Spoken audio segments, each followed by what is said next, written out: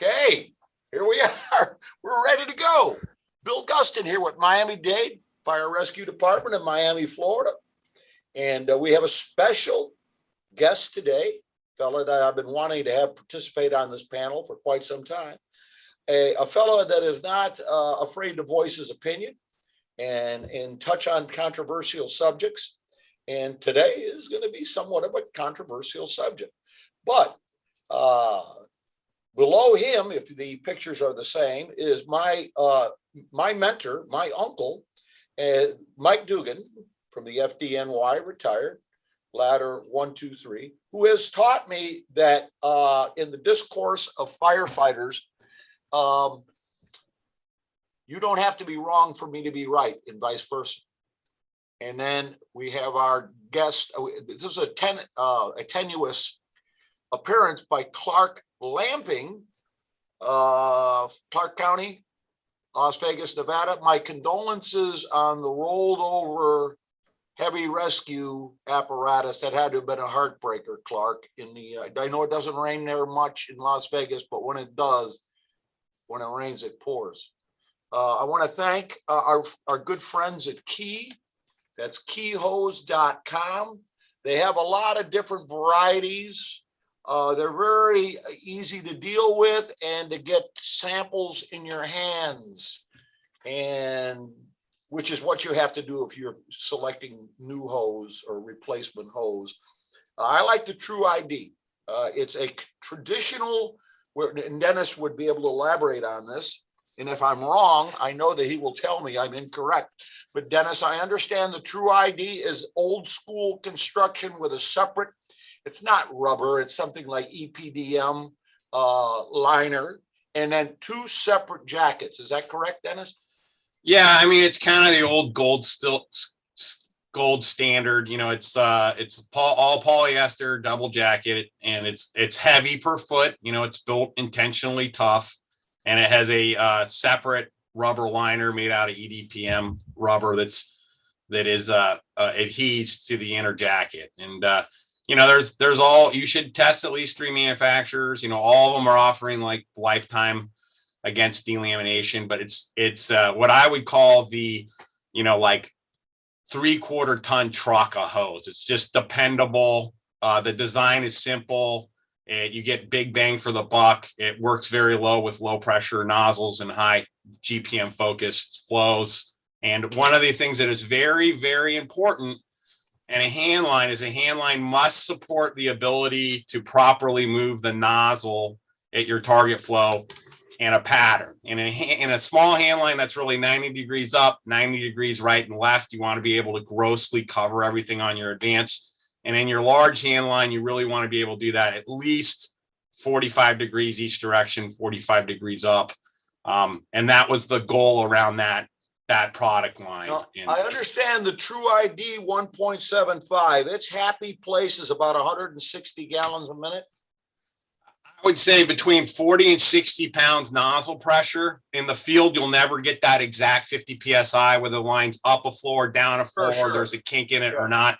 So it's very happy in that low nozzle pressure range between 150 and 170 gallons a minute. So, you know, your target flow around 160, in a reaction force around 60 with that 40 to 60 PSI field nozzle pressure, it's going to really do a good job there. And hose manufacturers really in the last 5 years have really stepped up and listened to where the fire service is going. And that product is an example of them listening.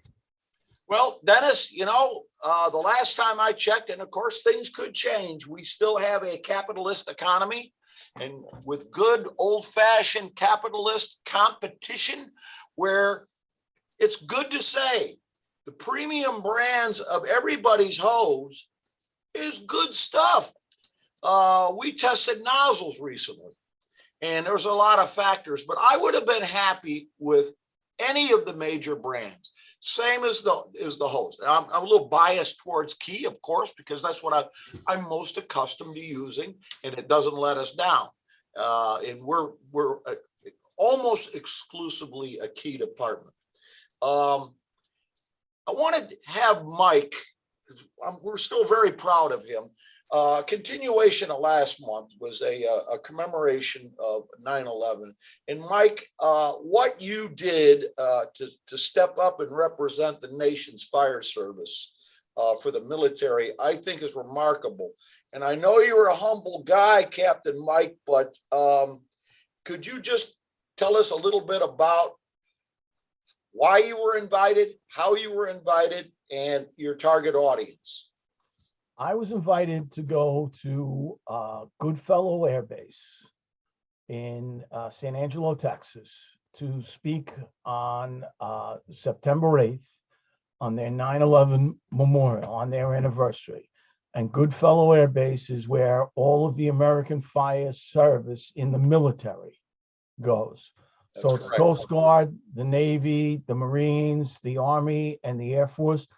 And also, I didn't know this, the Supply Corps, which has their own, the Military Supply Corps, where they have all of the stuff they supply. They also train there.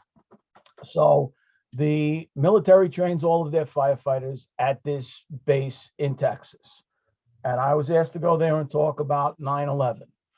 And I went there and talked about 9/11 and talked about people I knew and about courage. I talked about people like Ray Murphy, who had been one of my firemen in Ladder 42, who survived the collapse of the first tower, got up, dusted himself off, and he and another firefighter walked towards the second tower to see what they could do. And another firefighter who was with them was directed by Lieutenant Murphy, because Ray was a lieutenant at the time, to go back and help another injured firefighter back to an ambulance. And he had one of those old disposable cameras that we all carried, and he took a picture of Lieutenant Murphy and his partner, and they were walking towards the second tower, and that's the last they were ever seen alive. And I talked to these young men and women in the military about how that to me is courage, knowing what they're facing, and they're walking in, they know what's coming. And the other one was commitment to the job was Pete Beerfield, who was also a firefighter up in Ladder 42.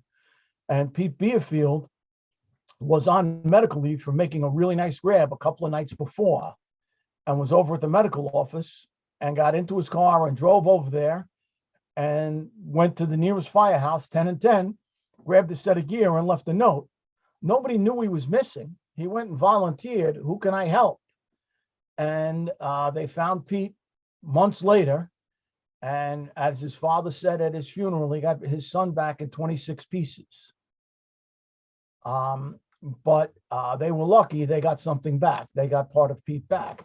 But Pete left a note, you know, my name is Pete Beerfield from Ladder 42.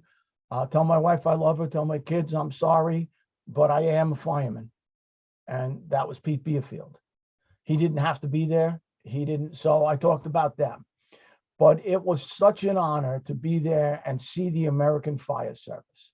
And as I told Clark before we came on the air, it was San Angelo, Texas, September 8th. It was about 93, 94 degrees in the sun. I had my dress blues on and my collar brass was on.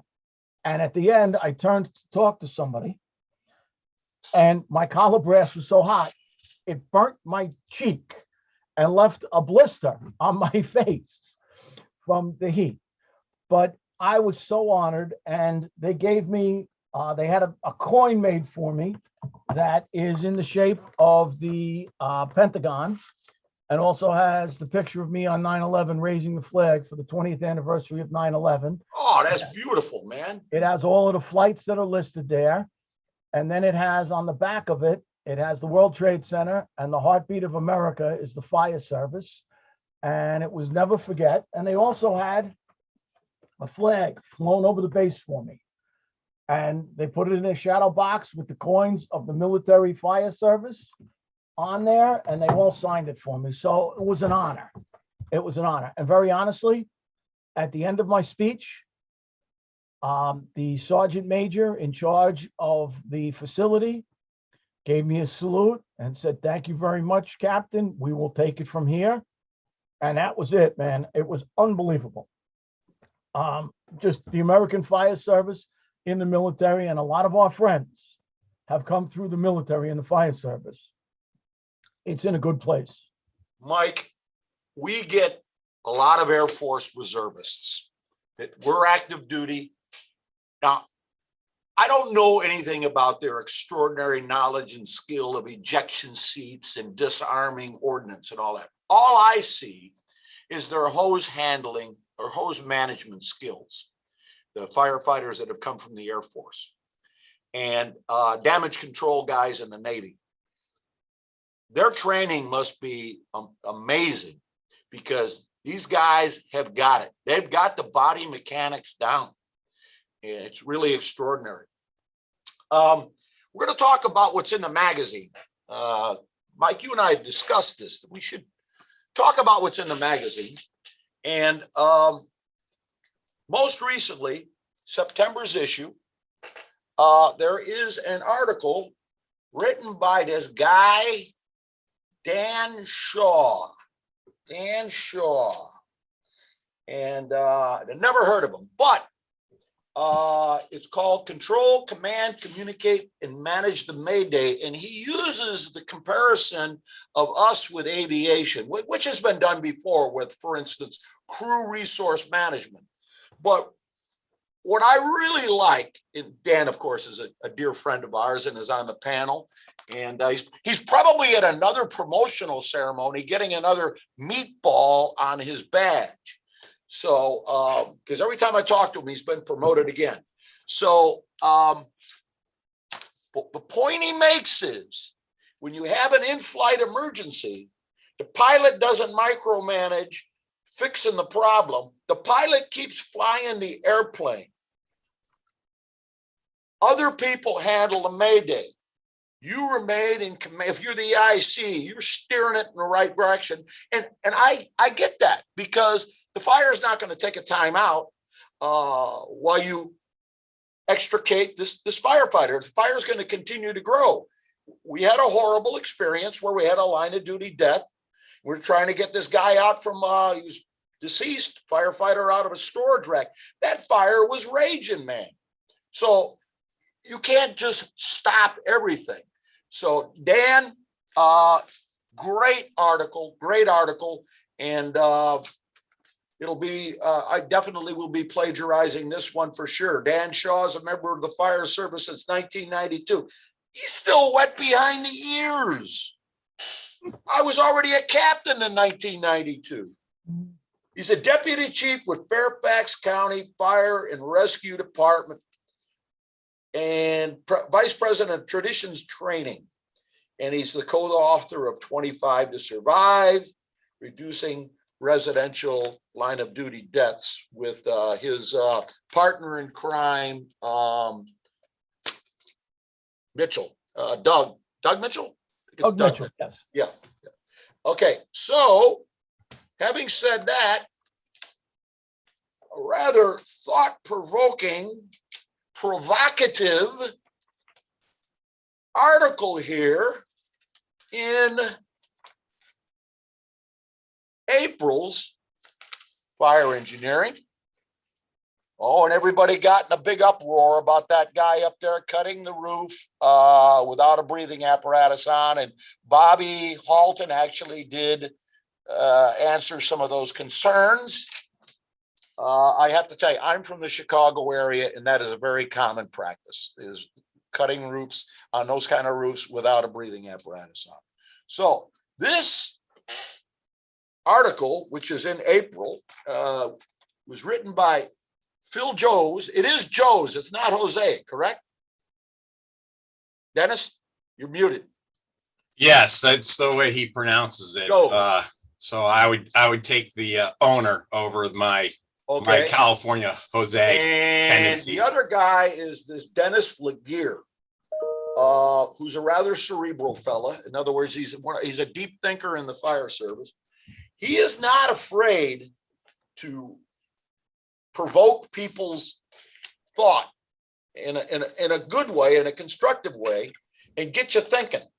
But he has opinions, but he backs them up with a lot of good information. So that's why I asked Dennis to come on board. And would you you kind of gave us an overview, Dennis, about your article and what your message is. And it's something that in my setting is huge.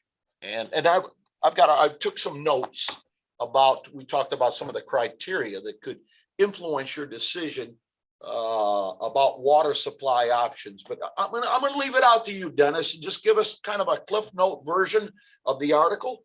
All right. Well, first off, it was Phil Jose's article originally, and he retired as a deputy chief from Seattle. And in Seattle, the first due engine's priority is water application, regardless of supply. You know, that's their initial commitment.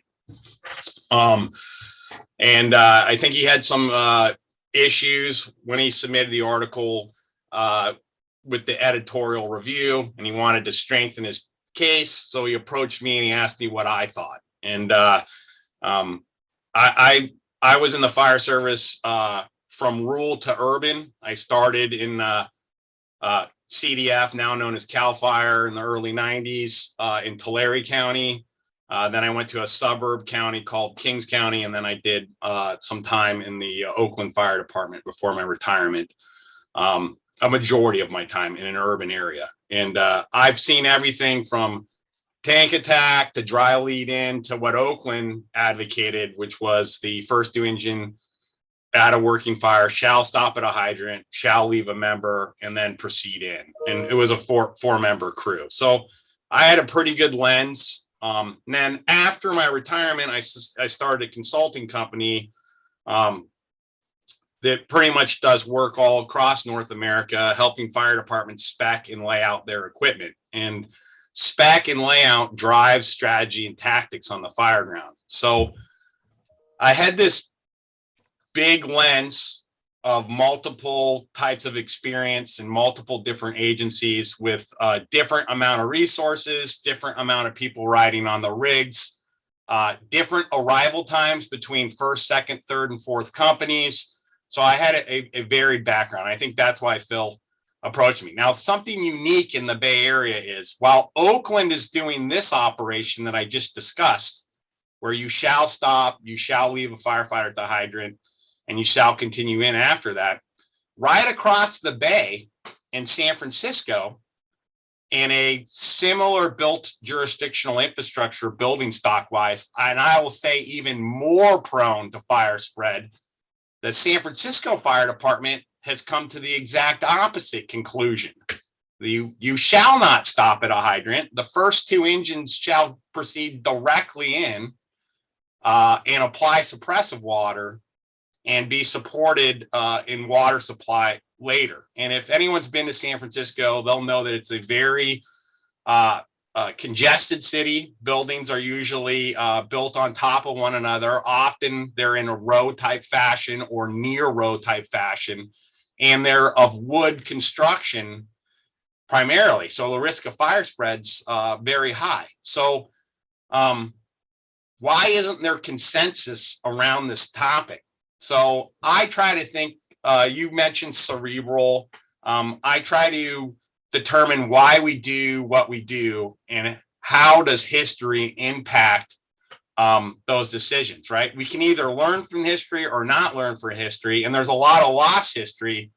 So I decided, well, what is a triple combination pumper? So I kind of have this theory that process is more important than product. So what you want is you want a goal, and then you want to think about process, because you can do a perfect process. You can force a door correctly, do the right search, and you can still have a bad outcome. You can still have someone get hurt. You can still have somebody be found dead later in a search because you messed something up. It's the process that is driven by the goal. So I view the American Fire Service's goal on the structural fire ground is to preserve as much life and property as possible, right? In that order, life, then property. All right. So that's the goal. So what's our primary weapon? Our primary weapon is water. Water works on two things. It removes heat grossly. It's very effective at that. And then by removing heat, as it removes heat and it hits fuel packages, it removes fuel. And if you remove heat and fuel, vent profile does not matter anymore. If you have low heat, low preheated fuel, you can change the vent profile of a building enormously and bring fresh air in, speed the search, remove victims, improve the air. So that's the engine company. We're going to fight heat by applying water. By applying water, we also address fuel. And if we address those two things on the triangle, we can now go crazy with oxygen. We can take glass, we can open doors, we can search aggressively. Everything's better on the fire ground. Now, I look at it, right? The goal, life and property, preserving potential. Water does that. How do we speed water? So I look at the history and I go, why is a triple combination pumper called a triple? And that's because it's three distinct pieces of equipment. Okay, it's the chemical wagon historically, which was much smaller, 100 gallons, 200 gallons. It was a chemical reaction to get the first fire stream on the fire ground. Then there was the hose wagon, which often laid hose from the hydrant, the nearest hydrant to the building when hydrants came along. Hydrants, by the way, predate chemical wagons. The small outlets on a hydrant are called hose connections. So you didn't need a steamer there yet. You can start your suppressive action using a hydrant stack, a smaller tip and 2.5. The only hose in the fire service was a 2.5. And then the steamer would get to the hydrant, build up steam, and it would pressurize those hose lines. So Chief Holton pointed out when we submitted our article for review, I thought the chemical wagon predated the steamer. It's not true. It was factually inaccurate. You have to understand that failability is always a part of life. And Chief Holton pointed out that it came later. And that only reinforced my thought process. What is the mother of invention? Necessity. So if you show up with a hose wagon and you got to connect to a hydrant and then you got to get a steamer, it's all a delay in water. So someone smart said, hey, can we have like a bigger can? Can we have a bucket brigade that's carried on an apparatus? And they invented the chemical wagon. And Once Dennis, it's basically a big soda acid fire extinguisher, correct? 100%. That's what the first chemical wagons were. And if you read the article, Chief Jose found an article written in Fire Engineering. I believe it was either in the 20s or 30s. It's referenced in the article. And it was a New York City, a New York fire department, state fire department that had steamers and they had hose wagons. And they said, oh, there's these new inventions called chemical wagons. The chief argued that, hey, we need some of these in the city limits. I believe they bought 5 of them. And the following year, 90% of the fire duty was handled by the chemical wagons first due. So that meant the speed of application prevented fires from becoming second alarm or greater alarm fires. So then now the crux of it, how can we get to consensus? When should a rig be stopping at a hydrant and trying to put water supply above initial suppression when we historically know that the triple combination represents these 3 pieces? And I believe you had some thoughts on that, Bill. Well, I do. And criteria. Your occupancy.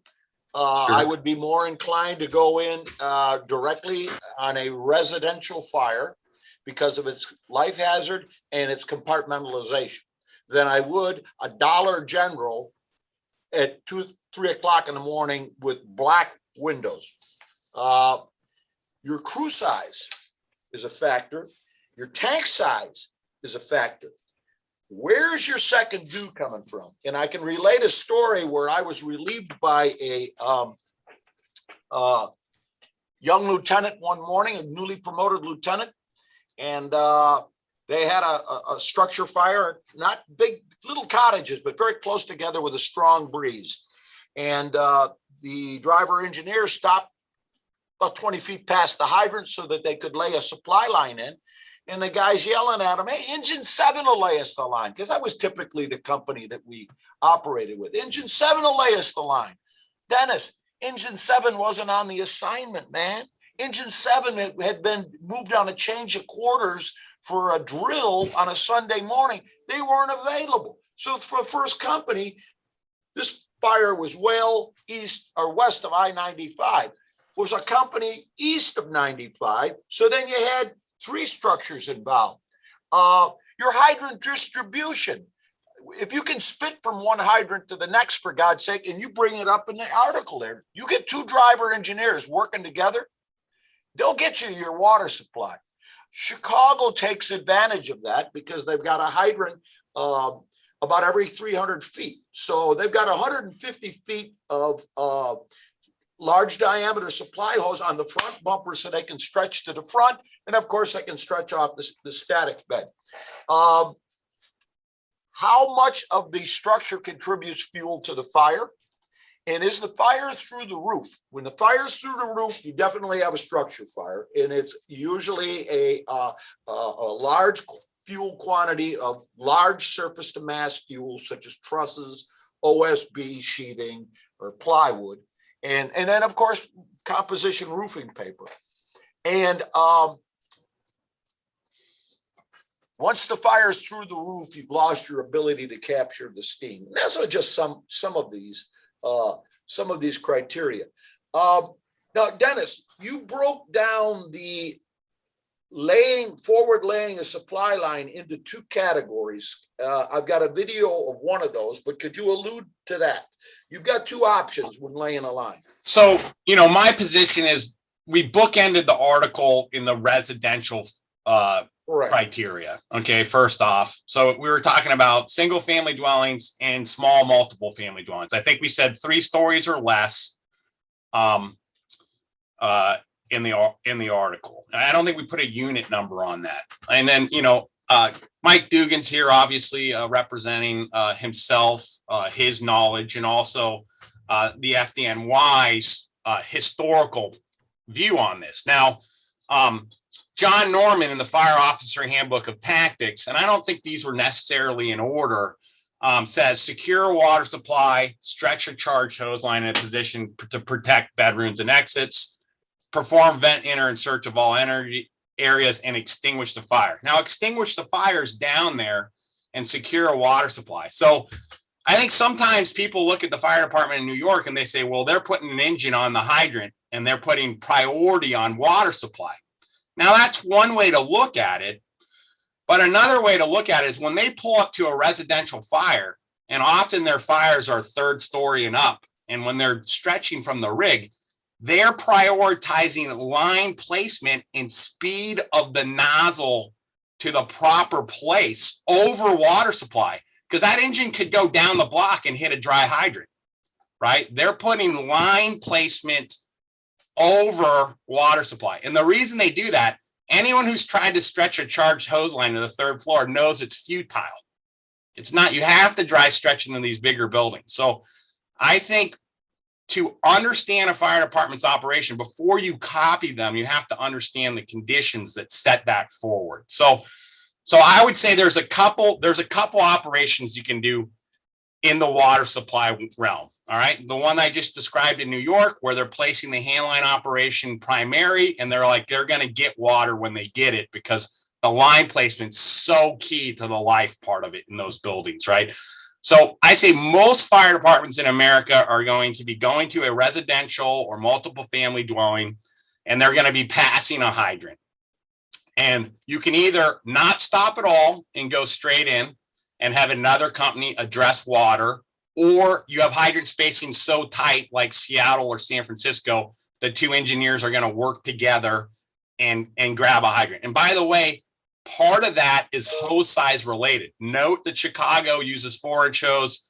Seattle also uses 4-inch hose. I am not a big fan of trying to hand drag 5-inch hose anywhere. That makes that distance much smaller. You better be within 50 feet. I know a bunch of tough guys go, oh, I can drag it 200 feet. 4-inch and 5-inch hose, it may as well be a cute little puppy versus a gorilla. That inch is a huge difference, all right, and speed of securing a supply. So you can drive straight by, and then have a hydrant close enough that you can drag hose to it between the first two companies, which front loads the hand line placement and staffing of the line and early application of tank water. You can stop at a hydrant, dry wrap it, and then drive in, which I think is an advantage over stopping at a hydrant and then leaving a member and driving in. I think anytime you leave a member is a bad deal in those types of fires, because that primary hose line deserves a nozzle and someone that helps deployment and knock out the kinks. And on a 3-person engine company, that's going to be the officer and the firefighter. On a 4-person engine company, stopping a hydrant, dry wrapping, or laying first in gives the line the ideal staffing: a nozzle, a firefighter that's a control and a backup and chasing chinks, and then a boss. And again, coming back to the FDNY here, in an ideal world, what you want, right? You were talking about the firefighters from the military having such good damage control skills and opening the line and keeping the line open. It's because in the military, the lines are well staffed. So in New York, you have a boss. He's not touching the line, and he orders start water, move in, not shut the line down and move in, leave the nozzle open and move in. And if you need to make a turn, he'll say, make the turn, keep the line flowing. And then when he gives the order to shut down, that's when the nozzle's made the seat. The nozzle's continuously flowing the entire time, right? So leaving a guy at the hydrant in these high life risk areas, single family dwellings and multiple family dwellings, where you have the greatest number of lives lost, makes very little sense, especially when you look at how much water it takes to extinguish a fire. And note this, you talked about chemical wagons, Bill, and you were talking about soda acid extinguisher. And then you mentioned tank size. Those sizes back then were like 100 gallons, 200 gallons. A modern pumper has 500 gallons of water on it. And often in suburbs, it's 750 to 1,000. I'm not a big fan of tank sizes over 750. I understand why they exist. But I think if you have people that know how to apply water properly and to keep the nozzle open, the proper spec and layout of equipment, 750 gallons of water is going to handle the majority of your fire. Right. I looked at the underwriter's laboratory test that you documented in your article. And in the vast, except for one case, correct me if I'm wrong, less than 250 gallons. But the one that you ended up flowing 1,500 gallons was because it was a terrace type walkout apartments, semi-subterranean, and the guys were trying to attack it down the stairs, and they couldn't achieve it. So then they had to bring another line around to the rear, and it ended up using 1,500 gallons of water. Now, second guessing, had they taken the line around to the Charlie side to begin with? And I think we've learned from places like 30 Dowling Circle that just a 4-foot difference trying to make it down those stairs when you're in that flow path is futile. So I, through intellectual honesty, wanted that material in the article. And, the article originally submitted was many pages, and then it was shrunk to a few pages, and then we added it back and forth. And I really respect the editorial board for putting the screws to it. It was frustrating on this end, but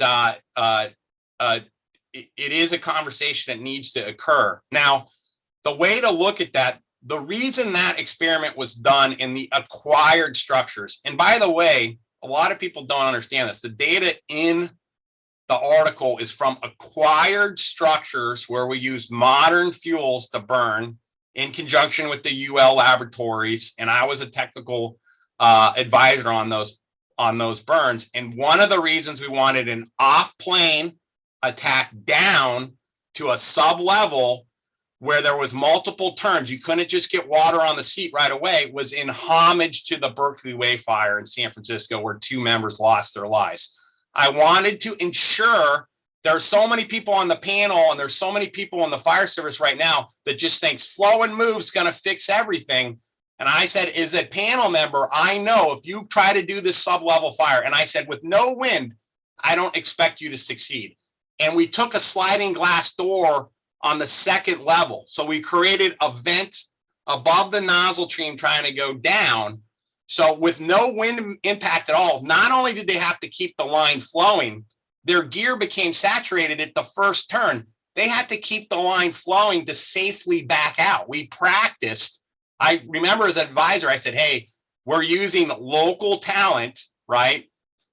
It's like when you do an acquired structure burn, you show up and you know the instructors you're teaching with. If you don't know the instructors you're teaching with, you shouldn't be doing a 1403 burn. Like everybody should better know the confidence and skill levels of the instructors, right? Because you don't know if someone's going to freak out or whatever. You know, these experiments that were done were absolutely life-threatening, even in PPE, if you didn't keep the nozzle open. So you have to practice flowing down, practice flowing back up. Now, the reason that's in the article is I wanted to point out that's really a size up error, Bill, right? If you showed up and you got your first line placement, let's say you skip the hydrant, you drive right in, you're a 4-person crew, and the officer says, hey, I think this is a sub-level fire. Let me take a look. Start flaking a line, but make sure it's long enough to go to the Charlie side. If he looked down the Charlie side and said, oh yeah, it's a sub-level fire, right? Let's apply water on plane at the level the fire's burning. That fire would have been extinguished with 100 gallons of water, right? Because once we put water in the Charlie side, no problems. So did it take 1,500 gallons the way it was done in the experiment? Absolutely. Was it a size up error? Yes. So you can have two things be true at the same time. Absolutely. Dennis, you said that. You got to put the water in the right place. We're going to, Peter, I know we're going to run over on this. And are we okay with that?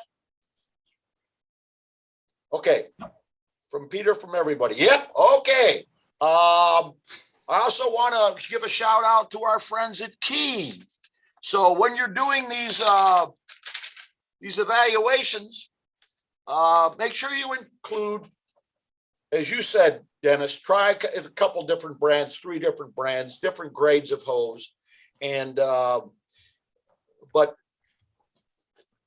I have utmost confidence in Key. And I say this in every one of these hangouts, take the Key challenge. And the key challenge is, try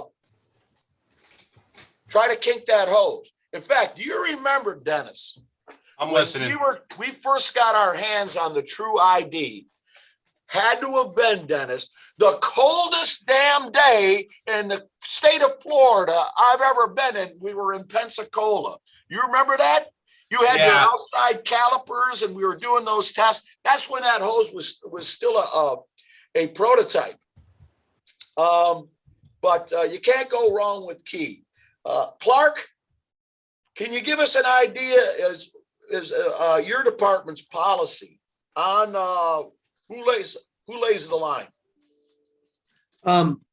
Second in, first inch company. Again, we are a urban fire department and we are properly resourced. We have plenty of fire engines for the urban setting. We have 4-person staffing. First engine on a residential fire goes directly to the fire, pulls the lines off, charges the line, and we start working off tank water.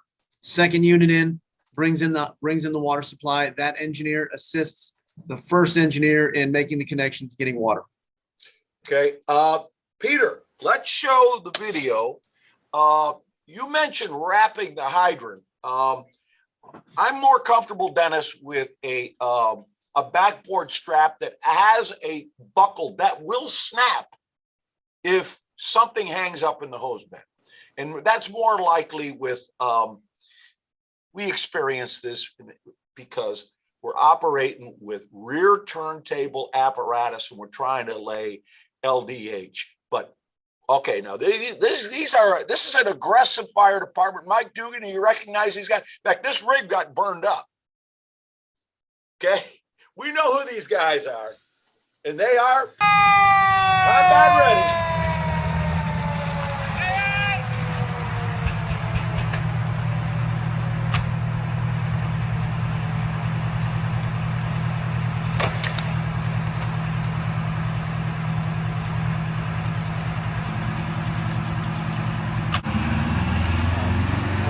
I would have used that strap. Drop the strap over the hydrant, but they mean business, and they have a reputation for being an aggressive department. They got a lot of spirit. It's volunteer, and some of the figures in the fire service that have been on that department. I know Ricky Riley. I don't know if Larry Schultz was ever with them, but I know that he's closely associated with those guys. And they are, that's the Kentland, and I guess their station number is 33. And they are how shall we say, a spirited bunch. So, Captain Gustin.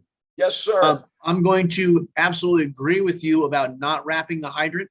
I've had personally witnessed two different situations where one was, a 1 in a million chance. The hose bed, the 5-inch hose bed, had a screw that was partially backed out for whatever reason, and it was sticking out 1/8 of an inch, and that just happened to line up right where the fold was when the 5-inch was deploying. The hydrant was wrapped. That 5-inch came through and caught that screw head and tore the edge of the 5-inch unknowingly, laid the line in, we charged the line, and we had a catastrophic failure of that piece of 5-inch. If there would have been someone kneeling on that, probably wouldn't have happened. So we actually keep someone kneeling on the 5-inch as the apparatus drives away. That firefighter makes the connection. The second firefighter gets off as well, and the second firefighter will chase the line before it's charged and pull it off to the side of the road, allowing for the other apparatus to come in. So if that screw head would have caught and that firefighter was kneeling on the hose, probably would have been pulled out of his hands, and we wouldn't have had that catastrophic. And that caused a pretty significant delay. Obviously, now we have to redo the whole lay. We have to have another company and redo the whole lay now because we had that catastrophic failure. So yeah, some of the facts and figures here, Dennis. You've got another option in a suburban setting where you mentioned that most of your typically suburban companies have 750-gallon tanks, is for the second engine to lay the line. Now, this is interesting. There's two concepts with that second engine, if I could just bring this out for discussion. Let's say I'm engine 1. I arrive, I'm operating off my tank. Engine 2 lays a line in. The driver of engine 1, engineer, is already connected up to a suction, and he's holding that 3-inch line. All right, come up, connect up on the right-hand side. Give me discharge number 4 at idle right now. Immediately get their tank. And then the question is, does the supply line go into engine 1 or does it go into engine 2? Well, if it goes into engine 2, if God forbid, not that the apparatus would ever break down, but if it did, engine 2 could turn engine 1 into a manifold, provided the intake relief valves were not set too low. My dad used to say, I don't know how you guys in the Miami area are operating. What do you mean the backup line is coming off the same apparatus as the primary line? What the hell good is that if the first apparatus breaks down? Well, he's got a point. So that is another a procedure that some departments use. Dennis, you want to comment on that? So, as a consultant that helps spec and layout in different fire departments from rural to suburban to urban across the nation, the intake pressure relief valve is something I focus on. Very few fire departments have a set policy where it should be. Sometimes it's just what the factory delivered it at. I try to set them between 150 to 175. I try to make all handline evolutions in a fire department be sub 200 PSI. So in case there is a failure of a primary apparatus, you can pump all the different handline evolutions. There you go. Yep. Through it. I interact with water departments all the time. There's no problem setting them at 150 to 175. No water department's going to tell you not to do that.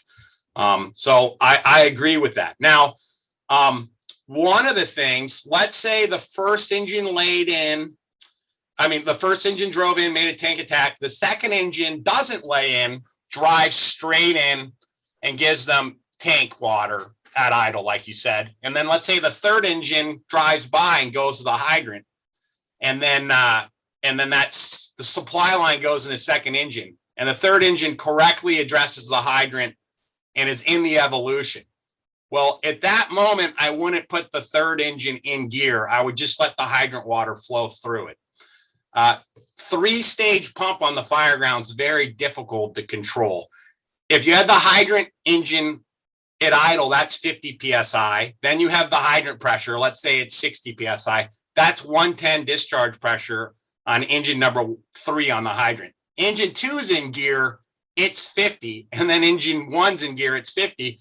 You're going to have to massively gate down those attack lines. So DC, for example, is a department, and the Kentland guys probably operate the way they do because it's in the DC culture. And I would have been happy to see a 4-way valve on that Kentland Evolution. I didn't see one there. Spec and layout, drive, strategy, and tactics.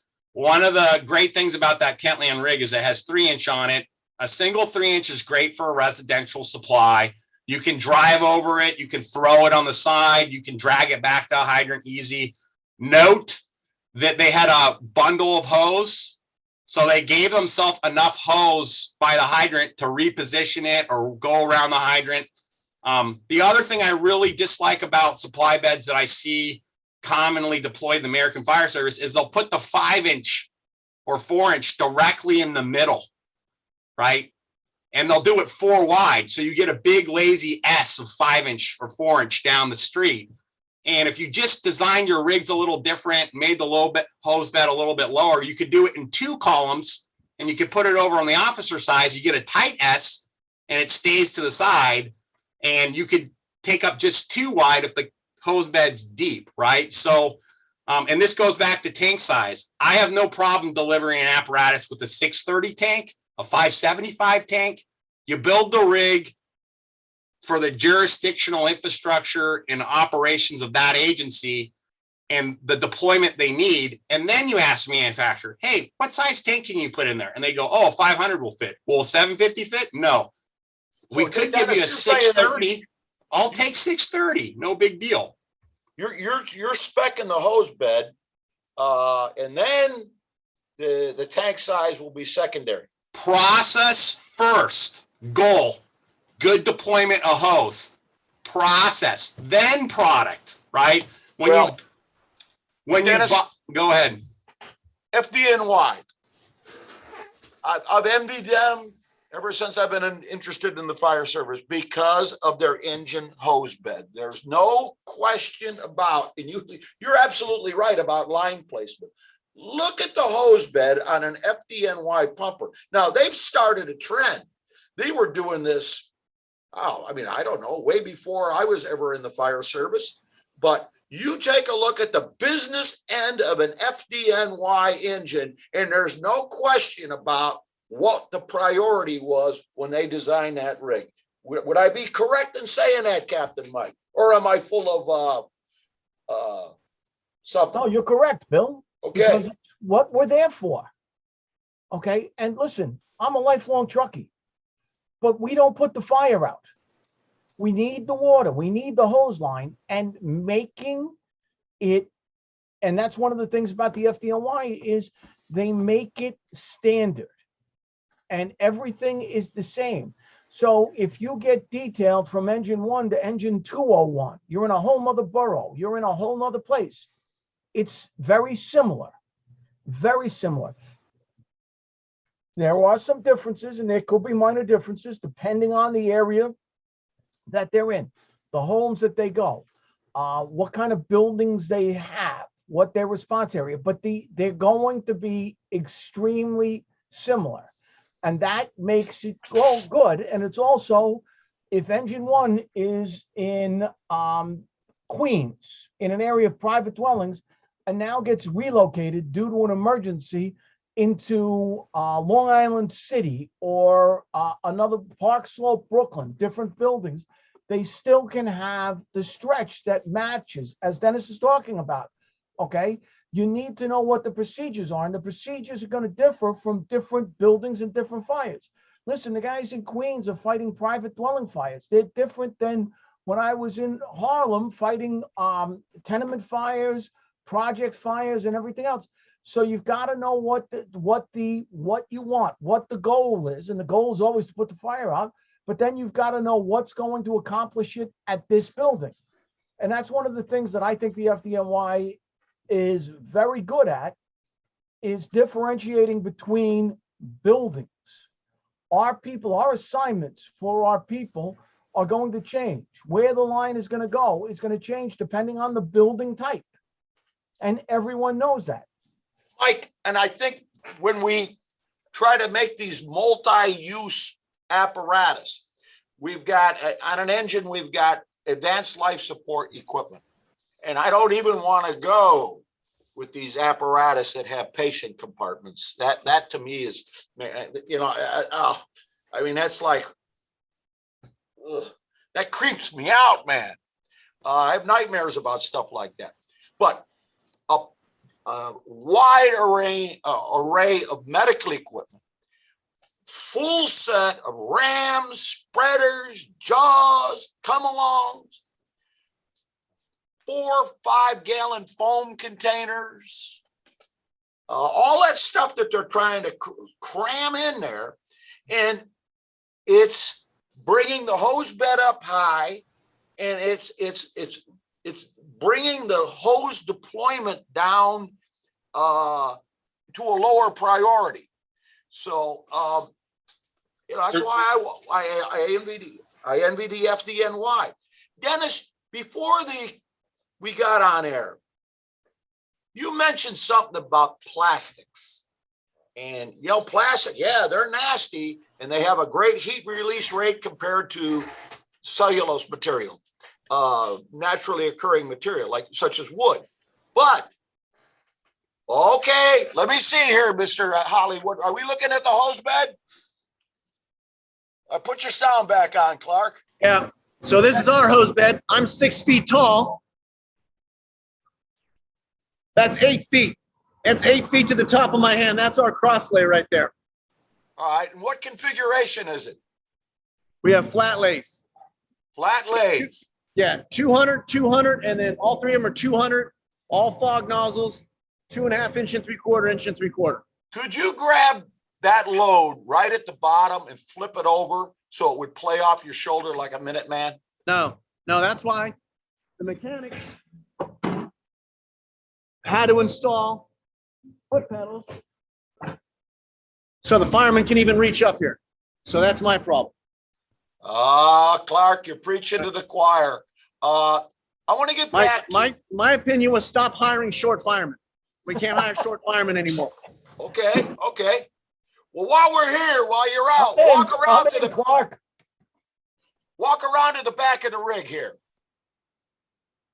Just a quick thing about the 2 flat loads, it's crosslays. The Chixian swivel was invented to give the crosslay equal stretch potential. So one 200 could back up another 200. If you load them directional, you take that advantage away, right? So that means if the first one is pulled and they stretch short and you want to back it up with the second one, you're going to be 30 feet shorter because you got to go around the front or back. So it's something, I'm a big fan of the Minuteman load. Often you can't, in tight crosslays, you can't reverse pull them.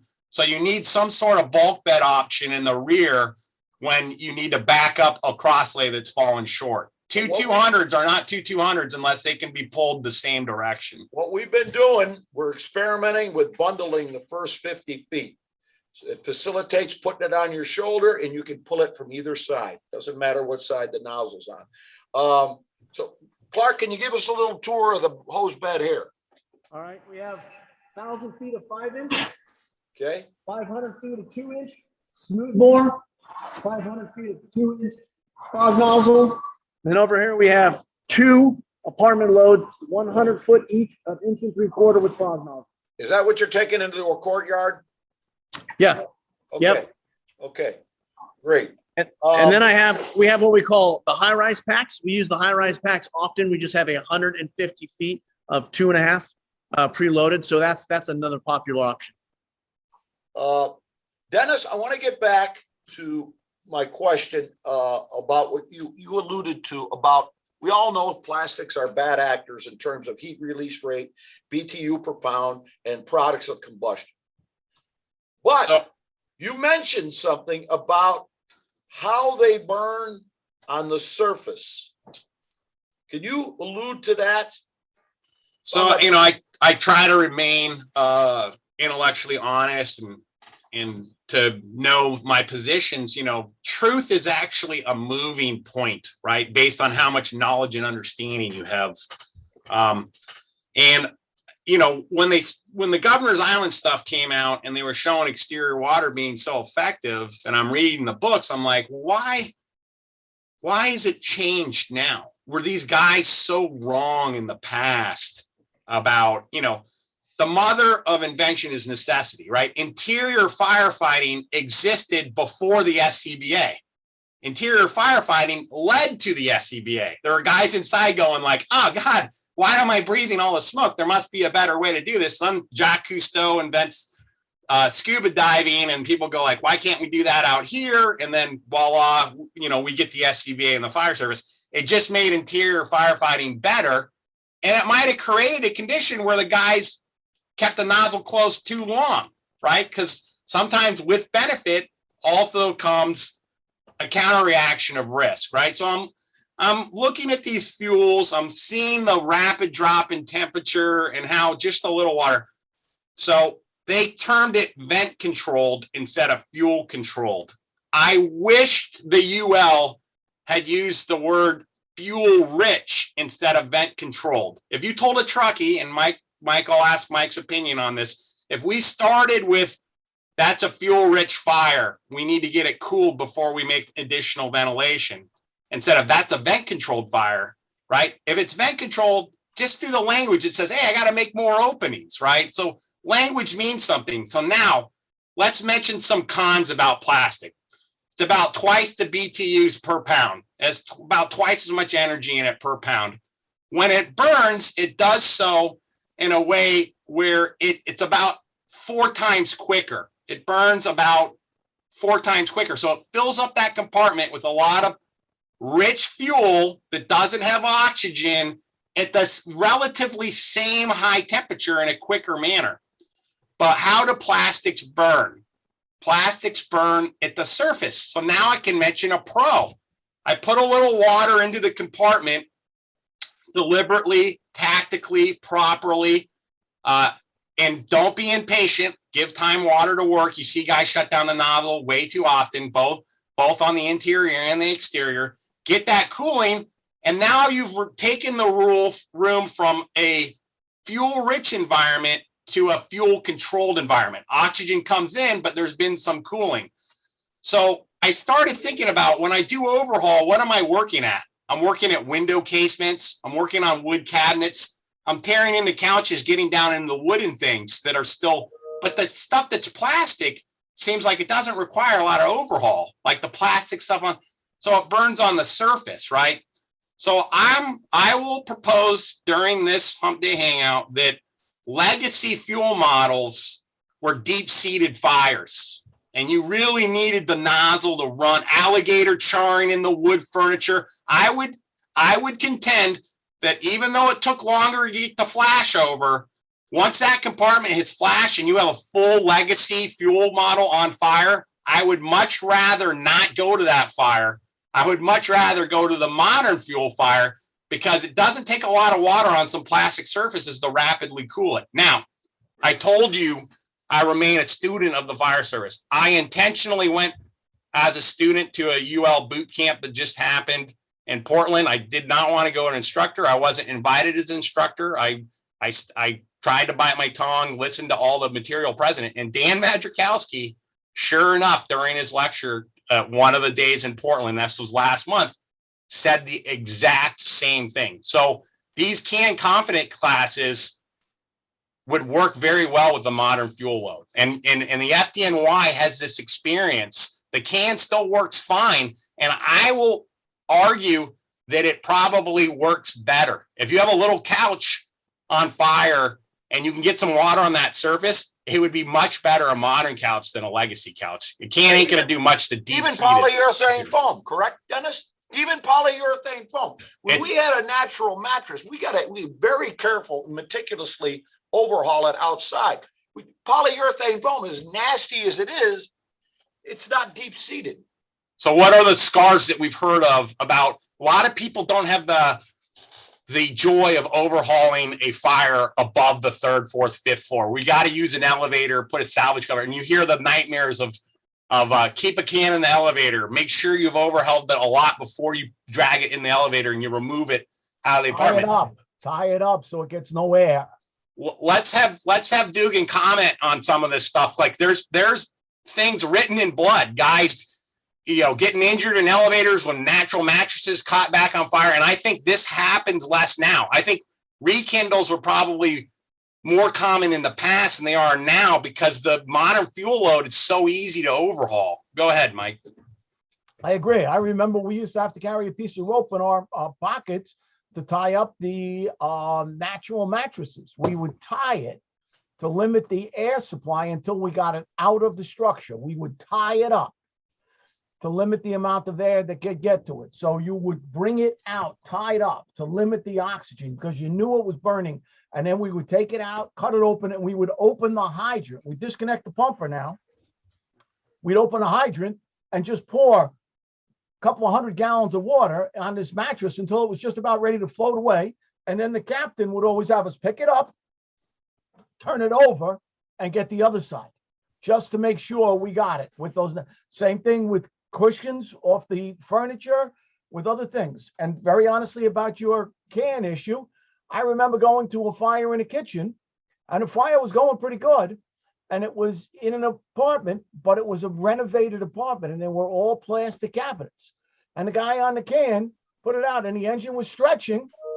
And I said, okay, you better stop. And he goes, what do you mean? I said, the engine's stretching. We got to leave them a little something to do. Okay. We pretty much had the fire out. Okay. Now on a wooden fire, on wooden cabinets, real wood, that fire would have picked back up in a minute or two. And I agree with that. Okay, well, there's something else I want you to bring up, Dennis, and I'm going to plug your big room session at FDIC that you did with a fellow from LA County. It was moderated by a young fire protection engineer from UL and one other guy. I think he was an FDNY guy.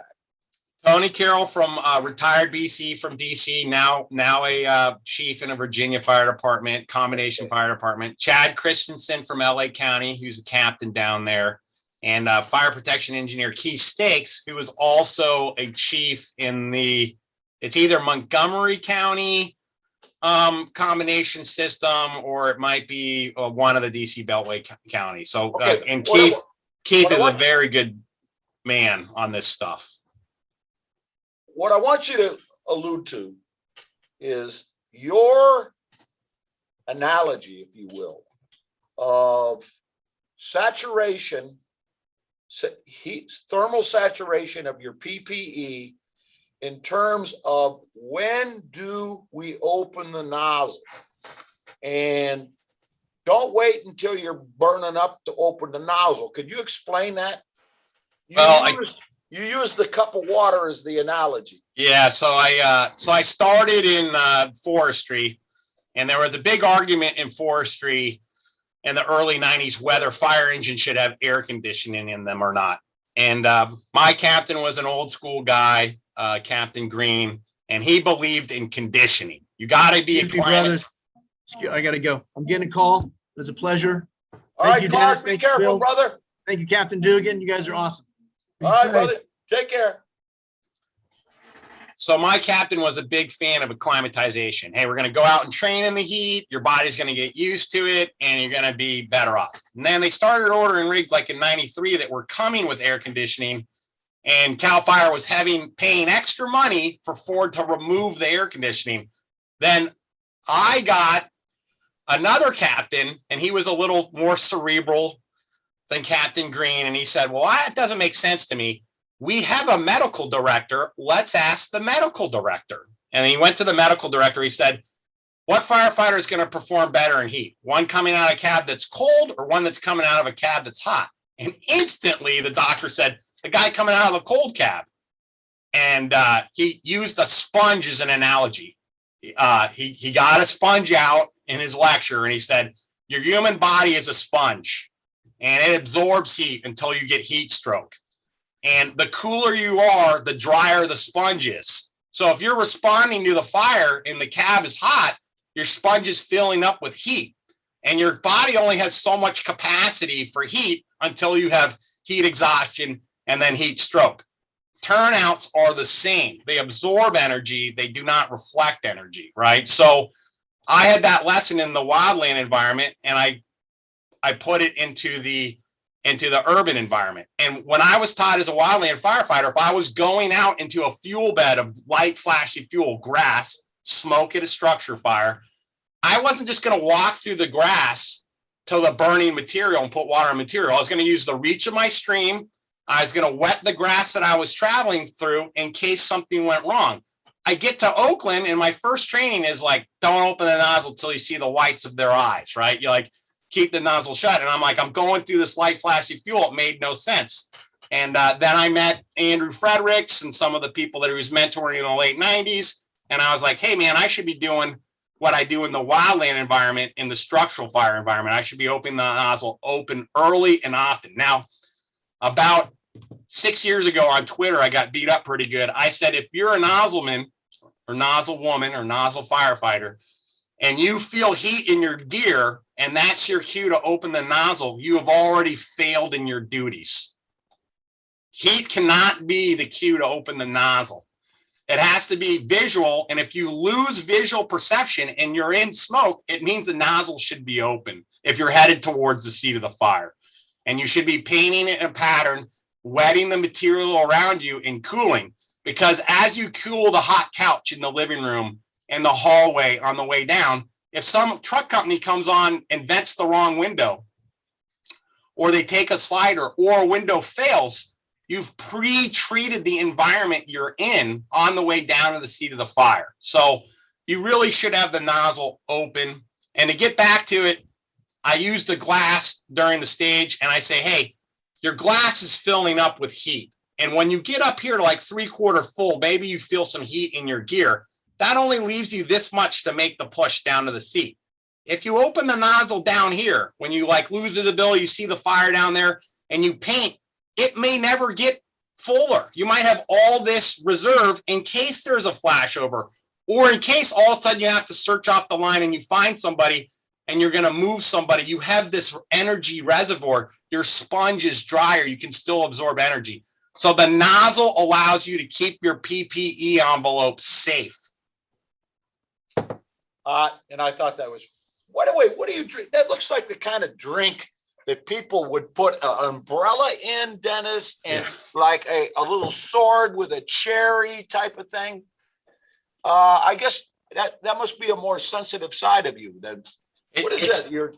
It's Sambucol. It's effervescent. It's a hippie left-wing anti-cold thing. I kind of got a little cold. Oh yeah, but you got permission to do that because you live west of the Rockies. Hey, fellas, good time as always. Want to thank our friends at Key. When you're pushing down the hallway and cooling the overhead ceiling wall. And by the way, Ray McCormick does great training minutes on this stuff. And so he does some videos for Elkhart Brass, and it's basically you're painting. You called it painting. Yeah, painting. And but cool that overhead before you become saturated. And I think the glass experiment is perfect for that. So Dennis, thank you so much for, what do we got here? Well, what do we got? Somebody's birthday. Happy birthday to you. Happy birthday, dear Bill. Happy birthday to you.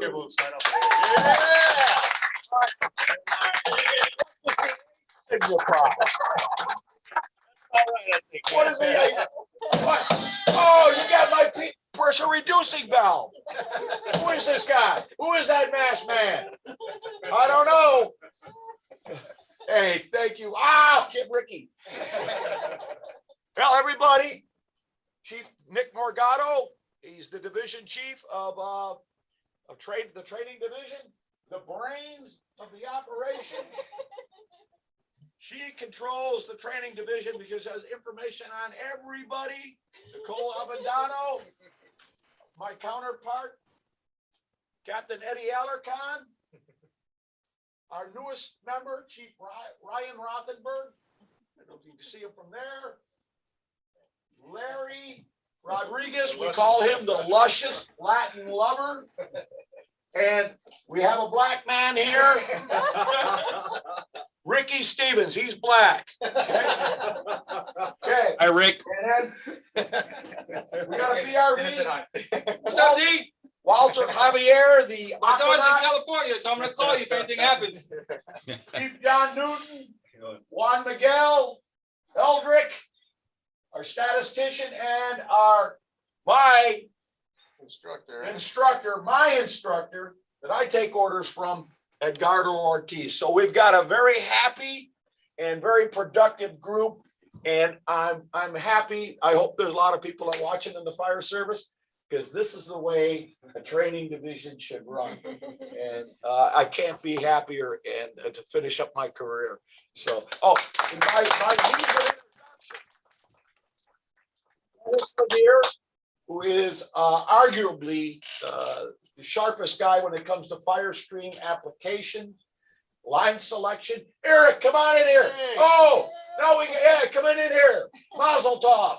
Oh, we got Rothenberg and Bomb. Okay, we're good. All right. So, fellas, and then of course Captain Mike Dugan. I don't think he can go without any introduction. Everybody knows him. But yes, it is my birthday. I am 67, and that's older than dirt. So I love you all, you guys, and I love you guys too. So you made my day. And till next month, God bless everybody, and may He keep us safe in our most noble of professions.